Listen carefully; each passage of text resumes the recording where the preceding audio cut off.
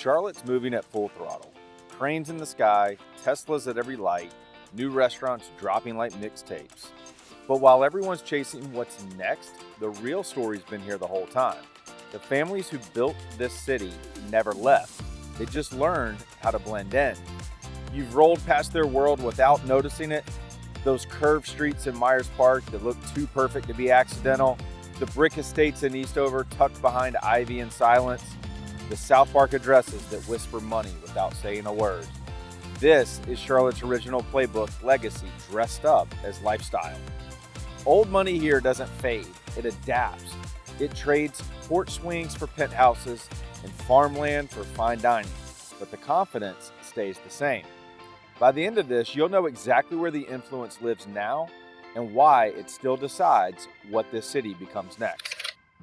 I didn't really get what people meant by old Charlotte until one late afternoon on Queens Road with the windows down, the smell of fresh cut boxwoods, and that low hum from the streetcars long gone, but somehow still in the air. Sunlight slicing through the willow oaks, joggers waving like they're part of some unspoken club. That's when it hit me. This city doesn't flex, it just exists in its own confidence.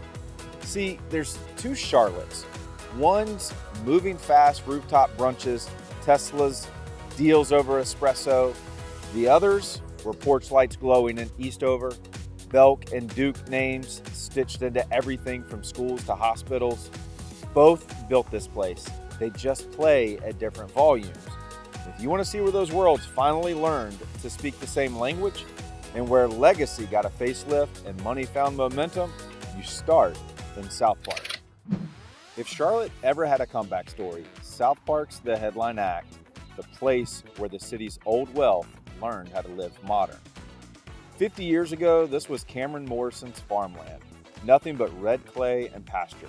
By 1970, SouthPark Mall rose up with Belk, Sears, and Ivy's, three family names etched deep into Charlotte's DNA. Overnight, the city's legacy crowd found a new playground. What used to be cows and tractors turned into more than 14 million square feet of pure mixed-use muscle. Now it smells like espresso outside the mall entrances and fresh mulch along Sharon Road. You hear heels clicking through designer storefronts, jazz floating from Symphony Park, and the quiet hum of people who've made it but don't need to announce it. A CEO in gym shorts grabs a cold brew at Not Just Coffee. A Belk grandkid walks their doodle past the fountain like it's the most natural thing in the world. I helped a couple who'd lived in Myers Park for decades, pure old Charlotte energy. When they moved to SouthPark, the husband laughed and said, "I didn't downsize, I just upgraded my espresso options." They traded oak trees for skyline views and still felt like themselves. That's the magic of this place.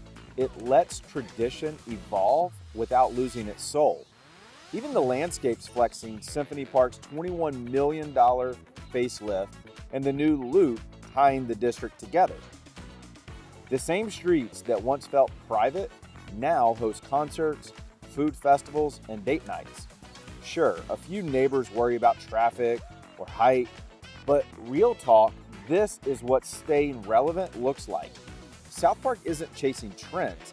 It's writing the next chapter of what prestige means in a growing city. If that rhythm feels like your version of Charlotte, where elegance meets everyday life, we're your local Charlotte real estate team of choice. We help relocation buyers, luxury sellers, and locals find their perfect fit in neighborhoods just like SouthPark every single week. Call, text, or email us. Our info's in the description, and let's find your next chapter. If SouthPark is where legacy learned to evolve, Myers Park is where legacy first learned how to exist. This is Charlotte's blueprint for elegance, the original stage where money, manners, and magnolias came to show off without ever admitting that that's what they were doing. Drive down Queens Road West and you'll feel it immediately. The sunlight filters through a tunnel of willow oaks planted before most of the houses even stood, like the trees themselves were in on the plan. The lawns run together in one endless stretch of green. No fences, no flash, all attention. John Nolan designed it in 1911 to feel like a park you could live in. he absolutely nailed it. Here, history still whispers. The Duke family's philanthropy, the Belk legacy, those addresses that once belonged to the bankers, mill owners, and civic heavyweights who built Charlotte's foundation. But what keeps Myers Park relevant isn't the money, it's the mindset. The neighborhood was designed around belonging, around legacy that doesn't have to shout because it already owns the microphone. I once met a family who'd lived in the same Myers Park home for 4 generations. The daughter told me, "Our family doesn't just live here, we're custodians." She said it while pruning the same willow oak that her grandfather planted. That's what this neighborhood teaches. Ownership here feels more like stewardship. Every sound, every scent, every small detail feels intentional. The hum of Teslas beneath the canopy, the faint smell of fresh cut grass blending with espresso from Not Just Coffee on Selwyn, kids in plaid uniforms walking home from Selwyn Elementary, while parents wave from porches framed in white columns.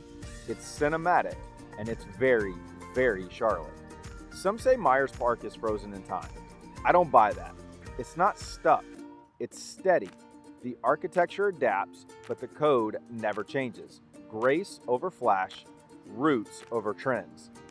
You could call it old money, but around here, it's more like quiet confidence. Sure, it's not perfect.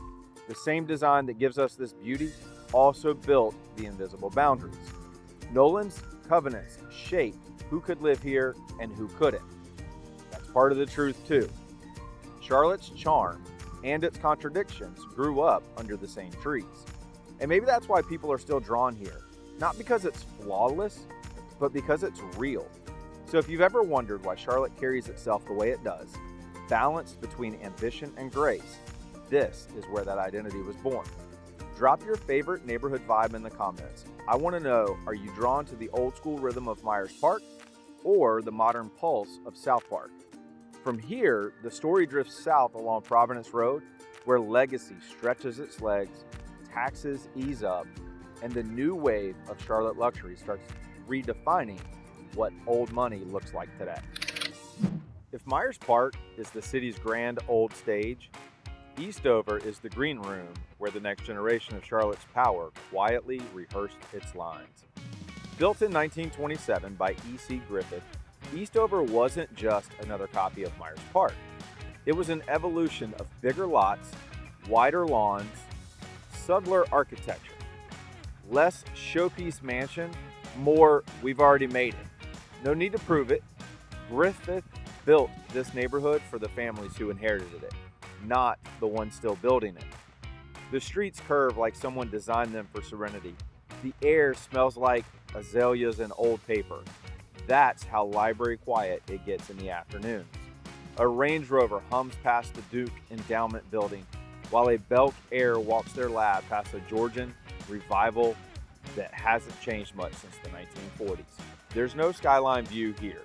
No downtown hum, just the sound of sprinklers, cicadas, and generational wealth keeping time. But don't mistake that quiet for complacency. This is where civic power moves board seats, hospital foundations, scholarship. The Duke Endowment alone has given close to $5 billion over a century, and the Belk Foundation keeps pushing money into classrooms and communities. Around here, philanthropy isn't charity, it's identity work. I once went to a charity dinner at one of those Eastover estates, the kind where you park on a circular drive and try not to crush azaleas older than your parents. Halfway through, someone stood up and said, "Legacy isn't what you leave behind, it's what you build while you're still here." And I thought, yeah, that's Eastover in one line. This neighborhood doesn't shout its influence, it curates it. That's the real difference. In Eastover, ambition learned how to whisper. You don't see loud money here. You see families who fund schools, restore churches, and quietly shape what Charlotte looks like 10 years from now. It's generational intent disguised as Southern grace.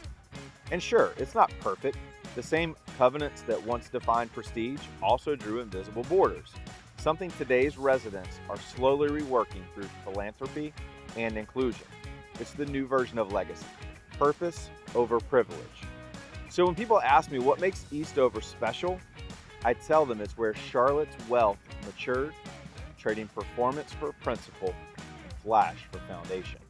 Because here, power doesn't shout, it hums. If Eastover is where Charlotte whispers, Dilworth is where it laughs. This neighborhood's got that easy swagger, the kind that doesn't try too hard because it doesn't have to. Dilworth was Charlotte's first streetcar suburb, born before Myers Park even had a map. Back then, it was porch swings, church bells, and trolley tracks rolling down East Boulevard. That same heartbeat's still here, only now it's brunch lines at Toast, couples walking to Freedom Park with iced lattes, and every porch packed for Panther Sundays. Dilworth moves at the perfect tempo. Classic bones, next-gen energy. The homes are pure 1900s craft, but the people, they're 2025 creative class. You'll see a 100-year-old bungalow with solar panels on the roof, a Tesla in the drive, and a golden retriever sunbathing on the porch. Old charm, new pulse. The sidewalks buzz like they've got their own heartbeat. On Saturday mornings, you'll see every version of Charlotte on one street. The lifelong local in a Panthers hoodie grabbing coffee at Not Just Coffee, the new transplant comparing sourdough starters, the jogger pushing a stroller, and a Frenchie at the same time. And somehow, it all works. Dilworth doesn't care who you are. As long as you love porches, walkability, and good conversation, you belong here. And that's what makes this neighborhood so magnetic. It's timeless, but it's never stale. The trolley lines that once connected Charlotte's elite are now greenways and bike paths linking parks, patios, and breweries. The city grew up around it, but Dilworth stayed grounded, proving that you can evolve without selling out. And sure, prices have leveled up. It's not exactly entry level anymore, but what you get is a lifestyle that feels human. Walkability, trees, neighbors who wave, and that blend of history and hustle that defines Charlotte's best version of itself. Dilworth is proof that you can modernize without losing your manners. When you roll down Providence past Ray Road, the whole city starts to loosen its tie. The traffic fades, the air smells like pine and fresh pavement, and the skyline dissolves into big skies and even bigger homes. This is where Charlotte exhales, where old money roots stretch into new soil. The Providence Corridor tells the story of evolution, not escape. What began with tree-lined tradition in Myers Park now flows through Ray Farms and Weddington communities built for the same ambition, just with more breathing room. Ray Farms hits that perfect balance. Grab a coffee, crush a workout, let the kids sprint to the greenway, all without touching your keys. Suburban in layout, urban in rhythm. Weddington carries a different energy entirely. Median income brushing $196,000, Union County schools ranking among the best in the state, and property taxes low enough to make Uptown homeowners double take. The homes are larger, the pace slower, and the sense of space, both literal and emotional, feels intentional. It's not about showing off, it's about breathing differently. The families here aren't chasing flash, they're building permanence. This is the new Charlotte, wealthless inheritance, more initiative. You see that shift up close. One evening in Weddington, a neighbor waved me down just to ask if I'd seen the sunset over the tree line. He's standing there in flip-flops next to a Tesla, garden hose in hand like it's a microphone. That's the mood here. Wealth with its shoes off. This corridor isn't just geography, it's a mindset. People traded longer commutes for quiet evenings and never looked back. The kids still play club soccer in South Charlotte, the parents still power Uptown careers, but every day ends the same way, stillness. If you had to choose, would you take a 5-minute drive to your favorite restaurant or 5 acres and a Carolina sunset? Drop your answer in the comments. I actually read them. Here's what makes this stretch impossible to ignore. The momentum isn't easing up. Ray Farms keeps expanding, the Loop is knitting together parks and plazas, and the next wave of luxury builds is redefining what old money even looks like. This isn't just about where wealth settles, it's about how it moves now with intention, calm, and a little bit of grit under the fingernails. The story of Charlotte's prestige doesn't stop at the county line. It shifts tempo. If Weddington is where people go to spread out, Ballantyne is where they go to level up. Everything here feels engineered for momentum. Glass towers catching the morning light, Teslas humming past manicured medians, and latte lines that double as networking events. You can practically hear the city's ambition in the echo of the Ballantyne Hotel courtyard. This is Charlotte's boardroom in neighborhood form. It was farmland until the 90s, and now it's a self-contained empire of offices, golf courses, luxury retail, and some of the best schools in the county. The energy is polished, but not pretentious. The person you bump into at the farmer's market could be running a fund or coaching their kid's soccer team, maybe even both. Even though Ballantyne is technically new money, it moves like it's been rich for generations. You see it in the detailed brick facades, symmetrical streets, and front porches wide enough for rocking chairs. You feel it in the routines, the same family brunching at Gallery every Sunday, the same foursome hitting 18 at Ballantyne Country Club, the same commitment to tradition, just with better Wi-Fi. And then there's Blakeney, younger, louder, and a little more chaotic in the best way. You'll see it on a Friday night. The line at the ice cream shop snakes past Range Rovers and strollers. One kid still in a soccer jersey, another's carrying a violin case, and their parents are half on a work call, half chasing toddlers. It's chaos in designer sneakers, and somehow that's the Charlotte dream right there. But here's what makes this area more than just growth and gloss. Underneath the golf carts and green space, there's a sense of discipline, a quiet pride that mirrors the city's old money habits. People here don't just build homes, they build portfolios, roots, and routines that last.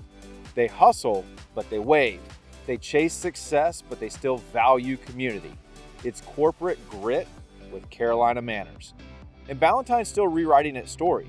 With the new Ballantyne Reimagined project adding walkable plazas, amphitheaters, and greenways, this once car-heavy suburb is morphing into a lifestyle destination. The same ambition that once built banks is now building parks, and that says everything about where Charlotte's headed next. Because out here, legacy isn't inherited, it's earned. One deal, one backyard, one Friday night at a time. And that leads us to the real question. If legacy isn't about where you live, but how you live, what does that say about Charlotte's soul? Here's the thing, old money in Charlotte was never just about cash. It's about continuity. The people who built this city didn't just stack wealth, they built meaning. They planted willow oaks before the houses even went up. They wrote checks for hospitals, schools, and churches because they believed prosperity meant responsibility. Those values still pulse through the neighborhoods we've explored. Myers Park's symmetry, Eastover's restraint, Dilworth's friendliness, the same civic pride that once funded greenways and libraries now lives in startups donating profits to literacy programs, tech founders mentoring teens, and families quietly sponsoring scholarships instead of naming buildings. I met a homeowner in Eastover who still hosts a Sunday potluck for the block, and half the guests are brand new to Charlotte. No pretense, no networking, just casseroles, porch laughter, and neighbors swapping stories about who planted which tree. That heartbeat is what most people miss when they talk about old money. It's not about showing off, it's about showing up. That's the layer most outsiders never catch. The code is simple: stability, stewardship, and grace. It's the belief that if you're fortunate enough to have more, you're obligated to care more. Whether that means a donation, a mentorship, or just waving to the next family on the sidewalk, it all counts. What's compelling now is how it's evolving. The new generation moving into Ballantyne, Ray Farms, even Waxhaw, isn't chasing opulence, they're chasing purpose. They still want the strong schools and smart investments, but they're blending that with impact, authenticity, and time with their kids. Charlotte's old money mindset has gone hybrid legacy thinking with new age intent. That's why it still matters. In a city growing this fast, legacy is what keeps it grounded. The people and families who treat Charlotte like something they're borrowing, not owning, are the ones quietly shaping what this place becomes next. Here's the real shift. Old money isn't a zip code anymore. It's a way of living. It's the quiet confidence of knowing who you are and what you stand for, no matter how tall the skyline grows. The real reveal, the answer to where old money actually lives in Charlotte, has never been about the past. It's about who's carrying that mindset forward. The truth is, old money isn't about inheritance. It's about intention. It's the way people choose to build something lasting right here in Charlotte. You've seen it from the quiet confidence of Myers Park to the reinvention of SouthPark, from Eastover's generational grace to Weddington's new age space and calm. Charlotte's story isn't about the past. It's about legacy in motion. We've helped couples who traded a high-rise view for a front porch that felt like home, and families who moved out of the chaos and into places where their kids could actually breathe. That's what this city gives you. Options that fit who you are and who you're becoming. If that sounds like the next chapter you've been waiting for, call, text, or email us. We're your local Charlotte real estate team of choice, and we'll help you find where your story fits best. Our info's in the description. Stay with the momentum. Dive into the Charlotte Neighborhoods playlist for in-depth tours of Myers Park, Eastover, SouthPark, Ballantyne, and more. You'll find it linked on the end screen and in the description below. Don't wait for the market to calm down. Charlotte doesn't slow down for anyone. Thanks for watching, and I'll catch you on the next one.